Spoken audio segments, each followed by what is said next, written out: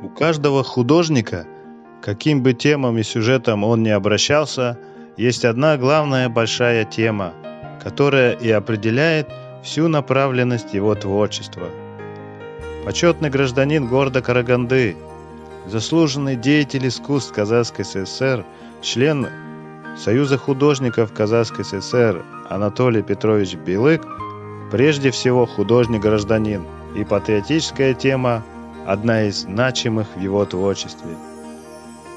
Анатолий Петрович Белык родился 20 ноября 1928 года в селе Крамарка Днепропетровской области. 15-летним мальчишкой он идет добровольцем на фронт, участвует за освобождение Днепропетровска и Криворожья от фашистских захватчиков. После окончания войны Анатолий в 1945 году поступает в Днепропетровское художественное училище на скульптурное отделение. Через 5 лет, завершив образование, будущий скульптор начинает трудовую деятельность в областном товариществе «Художник». В 1956 году Анатолий Белык приехал в Караганду и прочно связал свою дальнейшую творческую судьбу с жизнью тружеников Центрального Казахстана. Анатолий Петрович создал более 20 памятников и монументов, установленных в разных городах страны. Первый памятник Караганды герою Советского Союза Нуркену Абдирову был создан Белыком в 1958 году в соавторстве с Юрием Гумилем. Образ Нуркена Абдирова, созданный скульпторами, стал символом бессмертия человеческого духа, символом героической жизни, отданной народу. Центральным произведением в творчестве скульптора стал монумент «Шахтерская слава», который был установлен в 1974 году в Караганде. Содержание памятника – прославление героики труда, выражено в окончательном варианте удивительно лаконично. Композиция его проста. Две фигуры русского и казаха сильным, энергичным движением подняли над головой пласт угля. Работая над монументами, Белык постиг тайны пространства и его взаимоотношений со скульптурным объемом, прочувствовал пластическую красоту обобщенной стилизованной формы. Эти находки художник воплощает в станковом творчестве. Это прежде всего портреты, в которых, как и в статуарных композициях, преобладает героическое начало. Под рукой скульптора простые черты человеческого лица преображаются, становясь значительными, одухотворенными. В них раскрываются не столько индивидуальные особенности личности, сколько общечеловеческие начала конкретного характера. Одной из лучших работ мастера является скульптура «Чабан с ягненком».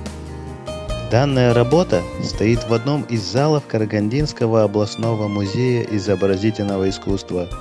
Чабан словно встречает посетителей музея с добродушным и задумчивым взглядом. Он стоит у двух белых стен в углу. Отблеск солнечного света придает мраморной скульптуре теплоту и жизненность. Скульптурная форма живет и дышит.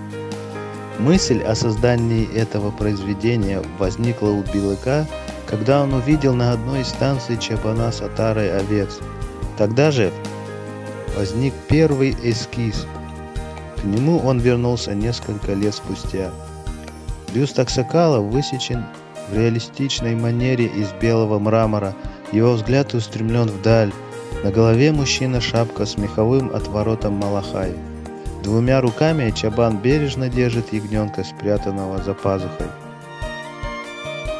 Изображение поясное, но мы чувствуем, что человек стоит. Так мастерский скульптор передал его позу и не просто стоит, а с поднятой головой, сопротивляясь силам природы. При всей своей индивидуальности это обобщенный образ сельского труженика. Более 20 работ Анатолия Петровича хранятся в Карагандинском областном музее изобразительного искусства.